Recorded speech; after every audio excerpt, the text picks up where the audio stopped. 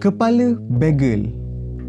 Kalau dekat Malaysia, tattoo dengan tindik ni macam benda biasa lah kan. Kalau yang bertattoo orang bukan Islam ada je kat Malaysia yang bertattoo kan. Yang bertindik ni ramai je perempuan-perempuan yang bertindik, yang bukan Islam bertindik kan. Tapi dekat Jepun ni, dia orang obses dengan benda yang dipanggil kepala bagel, ataupun aku boleh cakap kepala donat. Kepala bagel ni dilakukan dengan menyuntik air garam ke dalam dahi sambil menekan-nekan dengan ibu jari. Budaya ni dah lama dah. Dia start daripada 1999 dan sampailah sekarang still ada budaya ni diamalkan oleh orang-orang Jepun.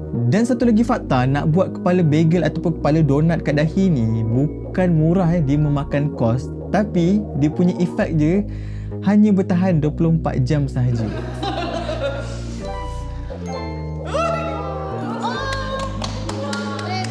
Tapi mengikut pengalaman aku lah kan, orang Jepun ni selalunya dibuat kepala bagel ni untuk sambut Halloween ke kan, ataupun diorang ada kelab-kelab diorang yang nak buat kepala bagel ni sebagai signature group diorang. Aku tak tahu, itu just pengalaman aku je. Tapi sekarang aku tak sure macam mana dia punya trend bila je diorang akan buat kepala donat ataupun kepala bagel ni.